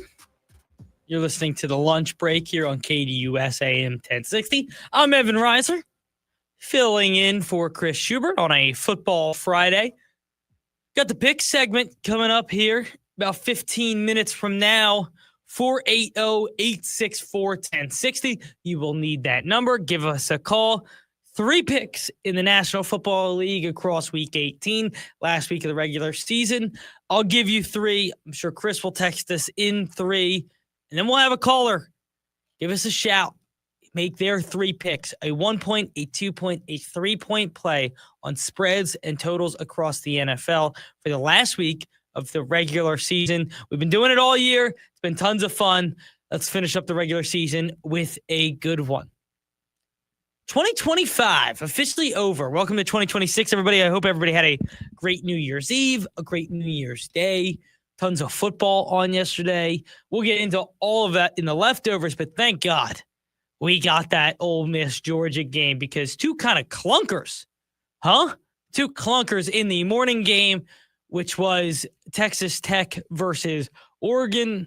Oregon pitched a complete shutout, a 23-0 victory for Oregon, and then a blowout in Indiana, Alabama. Indiana moves on to the Final Four before a shocking result for the Ole Miss Rebels, who got it done against Georgia. But taking a look back at 2025 for the teams across the Valley, I think we start with the team that played on January 1st last year. Did the Peach Bowl possibly set the tone for what the entire year was going to be for Valley sports? In all honesty, it was an opening kickoff in the Peach Bowl that made us all feel 10 minutes into the game like, oh, maybe Arizona State doesn't have the athletes in this one. But a second half comeback that sent it to overtime, and an overtime loss that came up just short set the expectation for what 2025 could look like for the Arizona State Sun Devils. Some additions in the transfer portal, the fact that you were getting Sam Levitt back for another year, who, not a Heisman favorite, but certainly in the conversation for Heisman contention, if not the best receiver in college football, a top 2, top 3 receiver in college football coming back and healthy. A running back room that had a lot of depth and was going to be missing Cam Scatterbo, certainly, but added a lot of depth. A defense that was going to look similar, and a team that had a lot of expectations. And it was a week 1 win, a heartbreaking loss at Mississippi State that maybe this team isn't who we thought they were. But through all of it, ASU fought through injuries and, most importantly, continued the momentum of 2024 through 2025. And they didn't win the conference. They weren't in the playoffs. They're not playing for a chance to go to the Final Four yesterday. I get it. It's not the year it was last year. Was asking for that too much? This team played in the Sun Bowl with backups littered across the field, put up over 500 yards of total offense. For the Sun Devils, I think a disappointing year because of what you did in 2024, but a year you're excited about going into 2026 because, yeah, you're going to make quarterback changes. But in 2025, you fended off Michigan. I don't know how much LSU called, but you may have fended off them. There was coaching changes across the board, and all of them wanted to give Kenny Dillingham a call. But Kenny Dillingham's staying here with a new worked out contract. He's going to be the coach of the Sun Devils for the foreseeable future. I imagine every offseason we are going to hear about some big name school making a change at the head coach position and calling Kenny Dillingham. We're going to hear about it every offseason. I've said that multiple times on the show. But you won in 2025. Sun Devils, to me, it's a productive 2025. And moving across the valley, we can go to the baseball team next. An interesting year for the Diamondbacks because it was a year that after they signed Corbin Burns to an out-of-the-blue contract that pretty much took us all by surprise, you didn't have a terrible start to the year. And you went into New York and you handled business. And then in New York, you penned Ketel Marte to another 6-year extension that is a very team-favorable contract. And it's the reason we've talked about him getting traded left and right and everything that they're going to have to give up for him. Because let's face it, Ketel Marte is a top 25 player in baseball playing on a top 100 player contract. So very valuable, a very productive start to the year for the Diamondbacks. And that led to the expectations again. 2 years ago, this team played in a World Series. We knew the payroll would go up after that, and it did. Last year, in 24, they missed the playoffs. And everybody thought they would cut back the payroll. You went all in, you got Corbin Burns, and it was injuries left and right. You could not get healthy this year. And then the story about Ketel Marte comes out. And that kind of sent this team for a whirlwind. Questions of, is Torey Lovullo the guy? Questions of, is Ketel Marte going to be a Diamondback? And guess what? Those are still going on. Still talking about them. But the season ended, and in September, you were there fighting tooth and nail, end of the year, to try and get in. And it was too little, too late. It was a team with big expectations that came up short. Felt like that was kind of, not to be negative, it was kind of the talk track for a lot of these teams. And take that right to the Cardinals. I sat on this show. I said there you are, a 9-8, 10-7 football team. If you can win one, maybe you shouldn't win. We're talking about maybe a team that could compete in this division, a team that could compete for a playoff spot. That's like the conversation I was having. Like, you win 10-7, you're in the mix right now. You are certainly knocking on the door with the Packers at 9-6-1. It would come down to this week. But it just never got off the ground.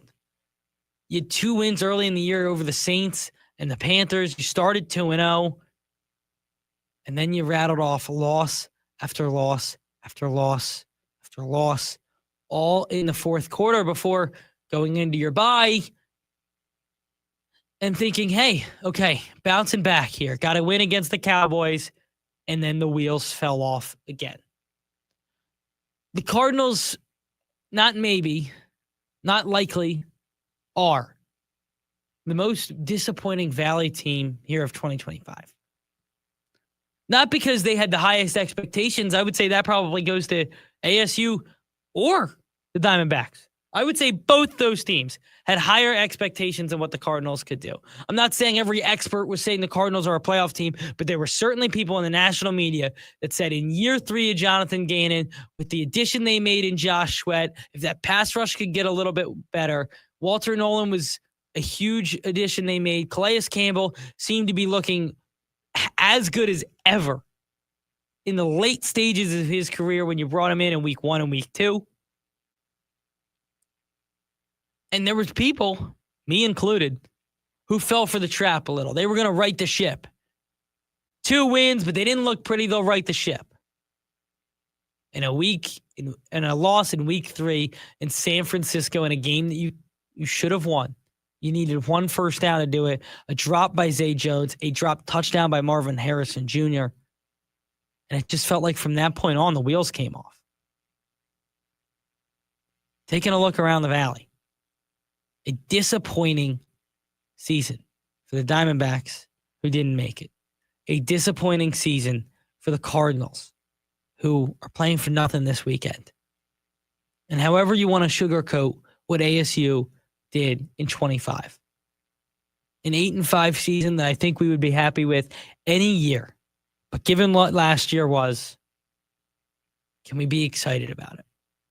The one thing we can be excited of, and we'll finish this segment on a positive note, it wasn't always pretty in 25 for the Phoenix Suns. It was maybe the hardest offseason for any team across the league, for any team in the last decade. Bill Simmons said that they could be one of the worst teams in the NBA this year. Talked about how the defense was going to be atrocious across the national media. Talked about how the owner is hiring friends. Talked about how this team can't be taken, this organization can't be taken seriously. I think the conversation has changed on that. 19-14. We did a full segment on it in hour number 1. A team on pace for 47 wins and a team that feels like they're on the come up. A team that's going to be looking to add at the NBA's trade deadline. Reward this roster for what they've done. So while 3 teams were negative in 2025, there's one sparkling positive. That's where the Phoenix Suns are headed. Seems like they got the right coach. Seems like they got the right GM. So 25 officially over for us and the Valley teams. It's 2026. What can we look forward to? What does ASU football have to do finding their next quarterback? What do the Cardinals have to do finding their next quarterback? Are the Diamondbacks going to move on for Ketel Marte? A lot of interesting conversations here in the beginning of 2026, and they will continue on as we get into everybody's respective season. Wishing everybody a happy and healthy 2026. Wishing us the best of sports seasons here in 2026. Maybe we can get some more exciting teams to talk about next year. 480-864-1060 is the phone number. You're going to need that right now, because right now, in next segment, we are going to be getting into the pick segment. Give us 3 plays across the NFL on totals or on spreads. A 1-point, a 2-point, a 3-point play. We need one of you to give us a shout. 480-864-1060 is that number again. Come play against me and Chris. Make your picks across the league. It's the lunch break here on KDUS AM 1060. NAU men's basketball continues here on KDUS AM 1060. The Lumberjacks wrap up their trip in Montana with a match against Montana State. Head coach Shane Burkhardt is looking to prove his team's strength on the road with another win. Join Mitch Stroman on the call live from Bozeman. It's NAU versus Montana State this Saturday evening with pregame at 5:30 p.m. and tip-off at 6 right here on KDUS AM 1060. Online at KDUS1060.com and on the KDUS 1060 app. Motley Crue, the return of the Carnival of Sins. September 16th, Talking Stick Resort Amphitheater. The Crew celebrates the 20th anniversary of Carnival of Sins. Motley Crue, with performances by Tesla and Extreme. Tickets on sale now at livenation.com. Motley Crue, part of the America First Credit Union Concert Series. The year-end sales event is on at Sanderson Ford. Now, get invoice-only pricing plus 0% financing for 60 months and 0 payments for 90 days. Plus an additional $1,000 in year-end bonus cash on new 2025 Escapes, Explorers, Transits, F-150s, and select Super Duties. Choose from 40 new Escapes, 70 new Explorers, 54 Transits, 150 F-150 trucks, and over 250 Super Duty trucks. On the lot and readily available. Get invoice-only pricing, 0% financing, and no payments for 90 days with no hassle, no pressure, and no nonsense. From your Operation Santa Claus dealership, Sanderson Ford. 0% for 60 months and 0 payments for 90 days. OEC for Ford credit. Offers plus tax, title, license, and $4.99 doc fee. Offers apply to select regular and super cab Super Duties. Offers expire January 5th, 2026. We're Arizona's pride, Sanderson Ford. This winter, step into a world of wonder at the Tianyu Lights Festival, open now through January 4th at Camelback Ranch, Glendale, and Phoenix. Explore the 4 new themes: Bugs Aglow, Colors of Holidays, Rainforest, and Prehistoric Animals, which feature 70 glowing handcrafted lanterns. Enjoy delicious foods and beverages at our food court, explore the interactive lanterns, and complete your visit with a trip to the marketplace where you'll find unique souvenirs. Don't miss this unforgettable holiday experience. Tickets are available now. Meineke always treats your car like it's their own. With over 50 years of experience, Meineke's certified technicians will diagnose and fix any issue with precision and care. Schedule an appointment at Meineke.com. Trust your key with Meineke. Meineke, doing car care right. Hello, everybody. Eric Bryan, owner of Precision Air and Plumbing. This winter, stay warm and safe. Our complete heating tune-up is just $159.95. And if you have gas, we'll install a carbon monoxide detector for free. Carbon monoxide is the invisible killer, sending thousands to the ER and killing hundreds in the U.S. every year. Get peak efficiency, avoid surprise breakdowns, and protect your family. Make the precision decision today and call 602-FIX-MY-AC. Hi, I'm Aaron, founder of Custom Deluxe Windows, wishing everyone a wonderful holiday season and an extra special thank you to the brave men and women in our military. If you need new windows or doors, call Custom Deluxe Windows today. James out west. 7 teams to decline a bowl game. Like, I feel like we shouldn't be able to do that. Certain teams, I can understand. Notre Dame, you're a top-notch team. You have a lot of recruiting you need to retain. I kind of get that. Temple, what are you doing? Who are you to be turning down bowl games? What major recruits are you losing that are in off-season mode at Temple? There should be some parameters around that, but the season is officially over. Like, these are invitations. You can decline an invitation.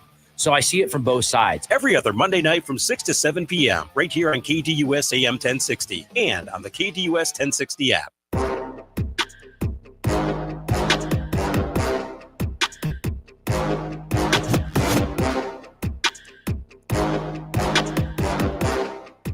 Welcome back into the lunch break. KDUS AM 1060. It's a football Friday. You know what that means. It means we got our pick segment brought to you by Von Hansen's. 3 picks in the NFL, spreads or totals, a 1 point, a 2 point, a 3 point play. We have a caller call in. Play against us here on the show. I have Chris's picks. We're going to start with our caller. We have Peyton in Scottsdale. Peyton, do you have 3 plays for me? Let's see what you got. Hi, Evan. Thanks for having me on today. I think it's been a minute since I've been on here. I think I might have got my picks on here week 1. Good to be back. Did not do so hot against you two, but I'm ready for some revenge here. Awesome. Listen. We are 1-1 in the revenge games. Brian wasn't able to get it done, but we do have a winner on the revenge tour. So, Peyton, looking to rewrite the wrongs from week 1. What do you got? All right, starting off Saturday, first game of the weekend. Easier to pick the games that mean something. I'm going with the Panthers +3 in Tampa Bay. Tampa just hasn't looked right for 6 or so weeks now. The offense is broken. I think you can expect to see maybe a farewell Mike Evans touchdown, but other than that, Bryce Young's been hot at the right time. I think the Panthers take care of business here. 1 point play in Carolina plus the 3 points. That's correct. My 2 point play, taking another game that means something here. Last game of the weekend, Sunday night. Ravens travel to Pittsburgh. I see Baltimore's favored by 3.5 points here. I think that's too many. I think Pittsburgh, if they don't win, they at least keep this tight. So I'll take Steelers +3.5 at home. The 2 point play, Pittsburgh +3.5 on Sunday night, and your 3 point play. And this is one that's meaningless in the grand scheme of things, but in true Detroit fashion, Motor City Dan Campbell does not go down quietly. They're biting kneecaps, and they cover 3 points in Chicago for the last week of the year. I think they win outright. The old meaningless game. Makes sense. It does not make any sense. Well, Peyton, good luck. You're playing for a $50 Von Hansen's gift card. We'll recap Peyton's picks. He is Carolina plus the 3 is his 1 point play. They play Saturday night in Tampa Bay. Tampa Bay been struggling recently. Then it's San Francisco. Then those are giving you a heads up on what some of my picks are going to be.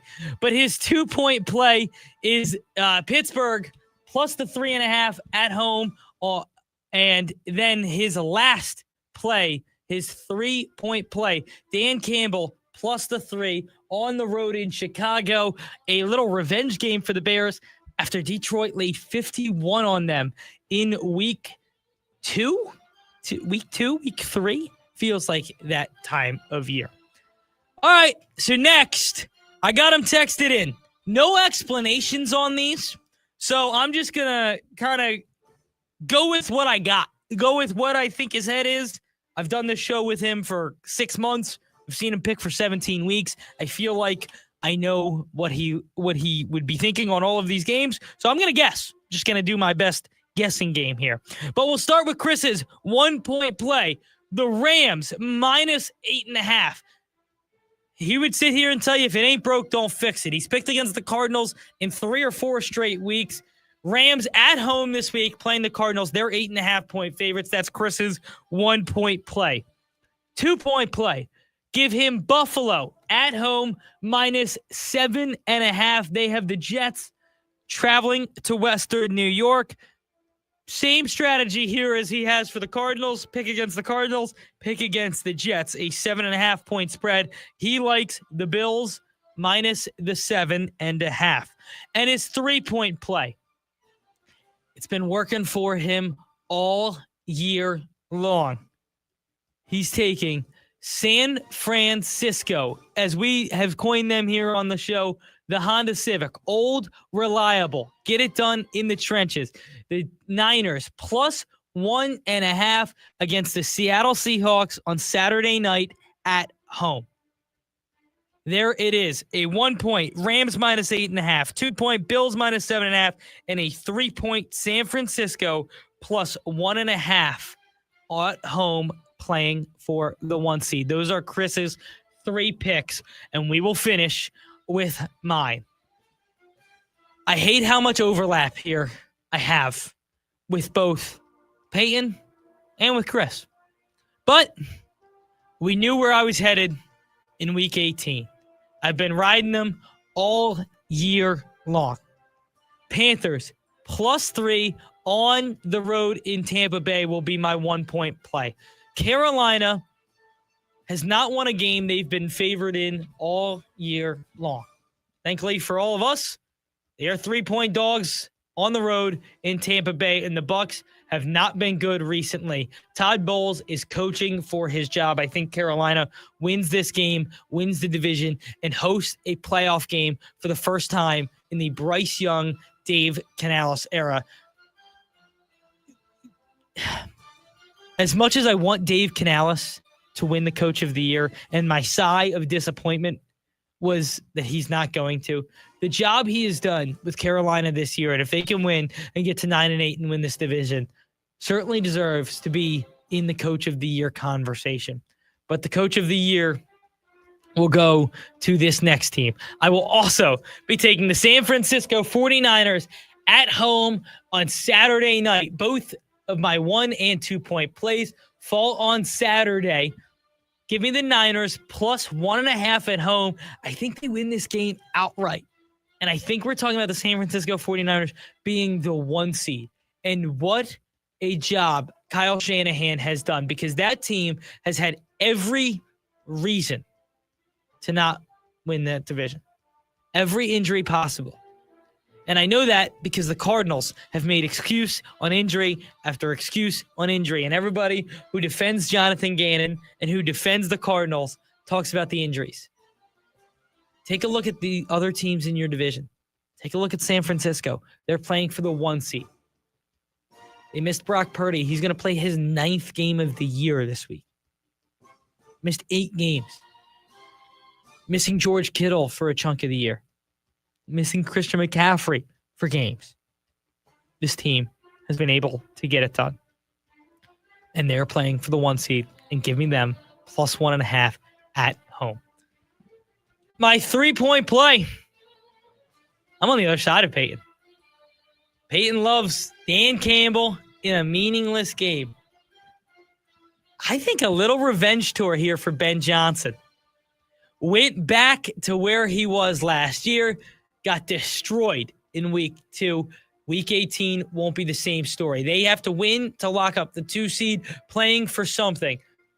Give me the Bears -3 at home in Chicago, in Soldier Field, before they host a playoff game. Chicago needs to win to lock up the 2 seed, and I think they get it done. So give me the Bears plus the 3 points. Recapping my picks. Carolina +3 is my 1-point play on Saturday afternoon. Moving to the later game that night, give me San Fran plus the 1.5 as my 2-point play. And on Sunday, as my 3-point play, give me Chicago minus the 3 points at home in Soldier Field. They take on the Detroit Lions. That'll do it for our pick segment. We got one more for you here. It is the leftovers, everything we haven't gotten into today. Peyton, good luck in trying to win your $50 Von Hansen's gift card. $50 to Von Hansen's gets you all the great steaks, all the great chicken, everything that they have. They're located in downtown Chandler. Please go check them out. They're a great sponsor here. We love everything they have to do over there. That is the pig segment. We'll get into the leftovers next. You're on KDUS AM 1060. The Varsity Sports Show with Vince D'Alessio is your hub for everything high school and college sports. Join Vince and friends as they give you the full picture on student athletes and where they're heading. Live interviews with coaches across the valley. Asking some of the tough questions. Varsity recaps and in-depth interviews with tomorrow's sports stars. The Varsity Sports Show with Vince D'Alessio. Live every Saturday morning from 9 to 11 a.m. here on KDUS AM 1060 and on the KDUS 1060 app.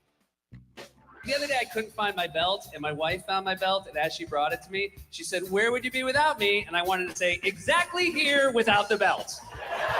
In fact, I would have the belt because I would know exactly where it was in yesterday's pants on the floor. But now, we're not allowed to leave yesterday's pants on the floor, so I need a National Treasure-style map to find my one lousy belt. Seth Meyers, live on stage, Saturday, March 14th, Talking Stick Resort. Tickets are on sale now at TalkingStickResort.com. Hey, it's Phil Shaver with HomeSmart, and I want to buy your house. I'm a local investor that buys homes for cash all over Maricopa and Pinell County. I buy inherited homes, nice homes, rental homes, homes that are behind on mortgage payments, and I even buy ugly homes that need fixing. Also, are you looking to get closer to market value for your house? As a licensed realtor, I've been able to buy and sell thousands of homes. Since I'm local, you can call me directly on my cell phone, 480-409-9999. Again, that's 480-409-9999. I don't work for a big corporation or hedge fund, so I can only buy 3 to 5 homes per month.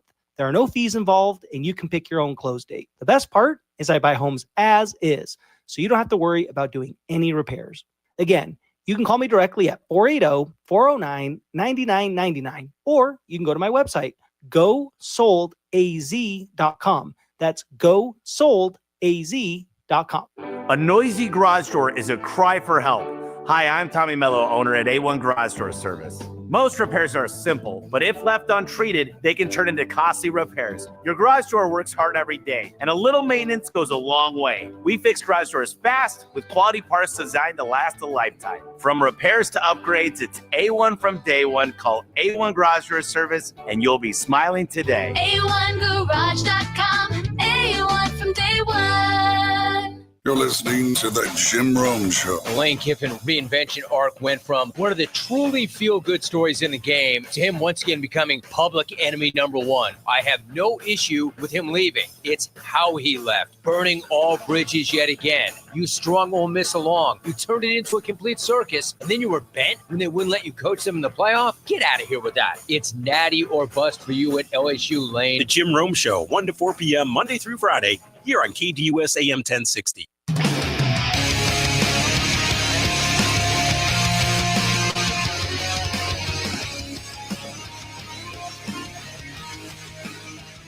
Welcome back in the lunch break here on KDUS AM 1060. Thank you, everybody, for hanging out with us today.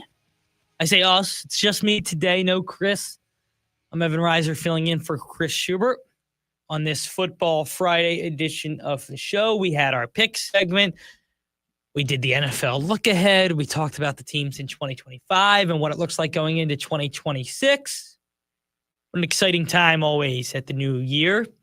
And thank you again, everybody, for hanging out. Leftovers. We talk about all the stories we don't get into during the program. Typically, I'm giving them to Chris, and he's reacting to what we have. Today, it'll just be me, obviously.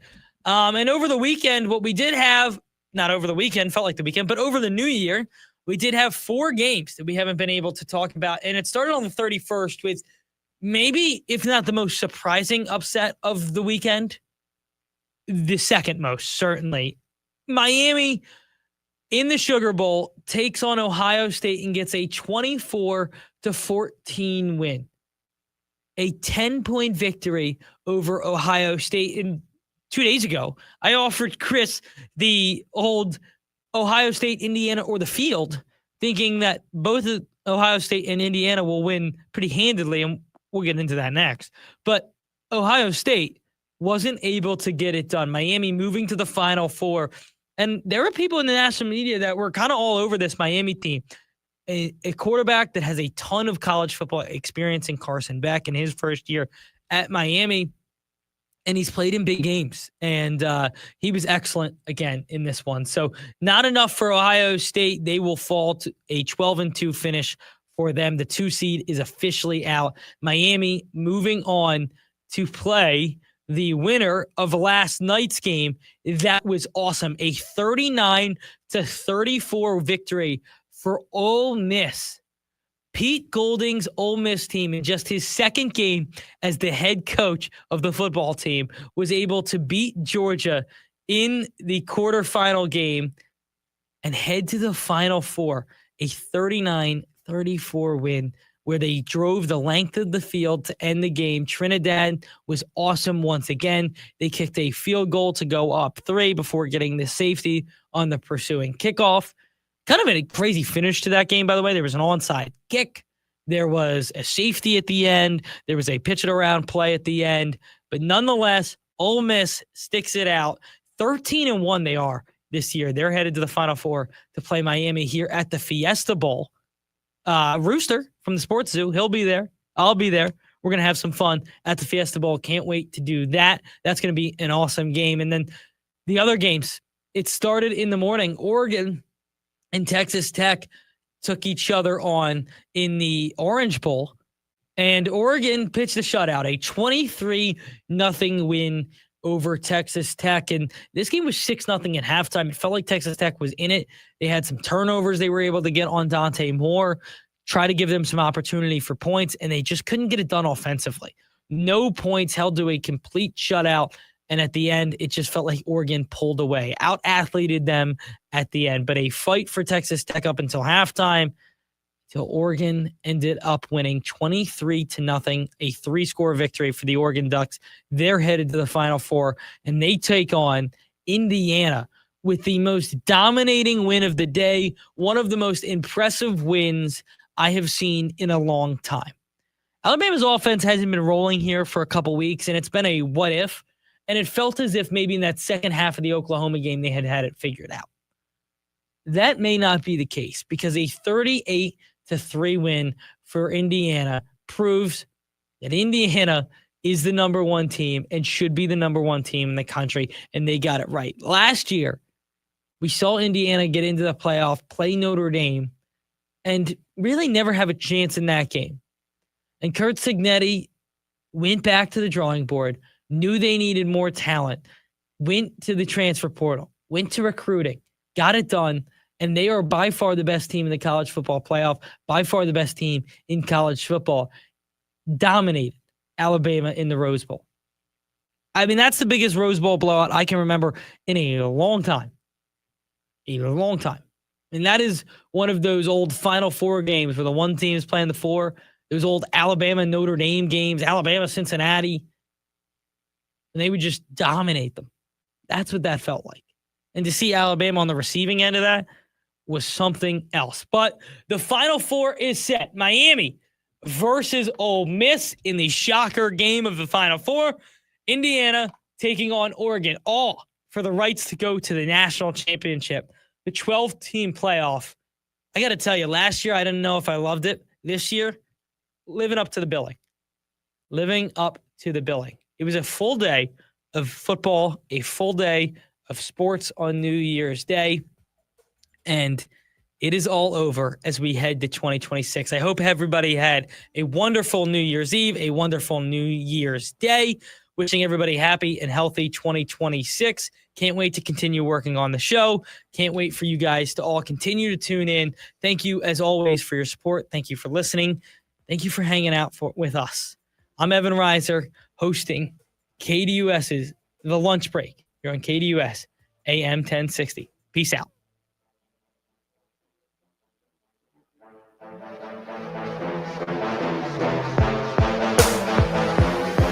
AM 1060 KDUS Tempe Phoenix and KSLX HD2 Scottsdale Phoenix.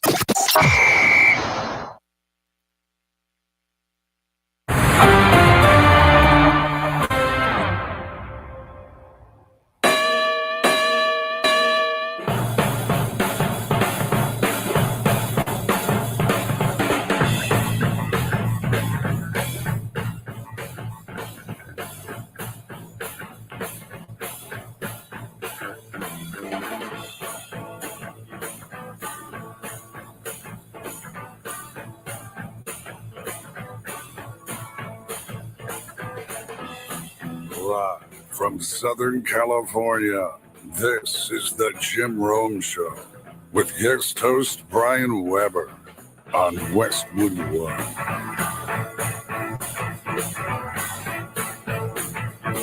Welcome to the program. Always an honor to keep the chair warm while the Hall of Famer is enjoying a break. The good news is Jim is back on Monday. This is our first simulcast of the year with a reminder, with professional-grade products for every industry, Grainger has you covered. Call clickgrainger.com or just stop by. I'm Brian Weber. Appreciate you hanging with us on a Friday. We got all the fallout from the college football playoff quarterfinals. I'm going to fight my best instincts to go, no, I want to break down all four games because I watched them because I have no life. Here's what we're going to do. And I'm also going to jump in more rapidly. These are my New Year's on-the-air resolutions.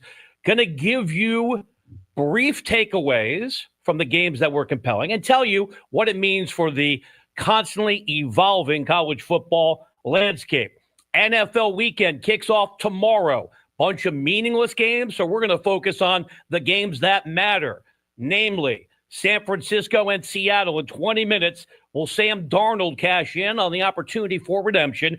No guest in the first hour of the program. In fact, unless you pick up the telephone, which is a possibility, 1-800-636-8686.